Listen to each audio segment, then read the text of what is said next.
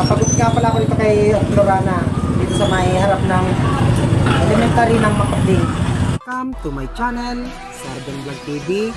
Huwag niyong kalimutan mag-subscribe para lagi kayong updated sa mga i-upload kong video. At meron page Facebook, pakipalo na rin po, Sardon Vlog. Oh yeah? Ito yung mga presyo ng kanyang mga gupito. Ayan.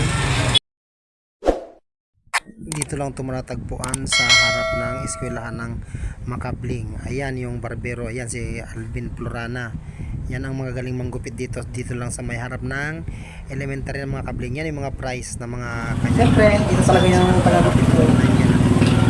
At huwag nyo kalimutan mag-subscribe sa aking channel, Sardon Vlog TV. At meron din akong page Facebook, Sardon Vlog. Huwag nyo kalimutan mag-like at mag-share.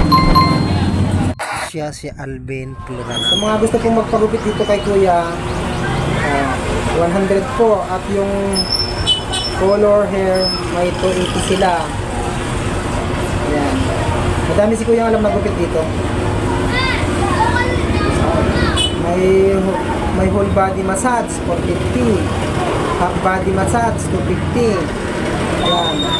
May scalp and hand massage, 150. Ang ibig pong sabihin ng subscribe sa YouTube, yung kasi walang bayad, libre lang po yun. Kaya lang, kaya ginagawa namin yun na please subscribe, like at share ng video.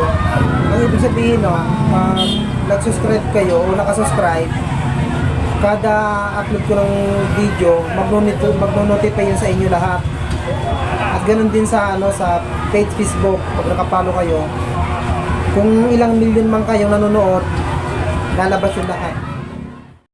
Barbershop lang ang pinagupit ko sa sarili ko kasi hindi sa akin bagay ang kalbo, ang semi-kalbo. Bagay sa akin mahabang buhok, pero nasa ayos naman, hindi tulad ng ibang buhok na sobrang haba, maraming mga nakalawit. At syempre napakagaling ni Kuya magmassage. Ayan si Kuya nagmamassage. Pagkatapos niyang gupitan ang kanyang customer, minamassage niya sa ulo, sa liig. Tayo ay pinapadaan pa rin sa hindi ko na kailangan pupunta ka na agad ng kapatagan. Kailangan mo daanan muna ng Diyos ulit ako.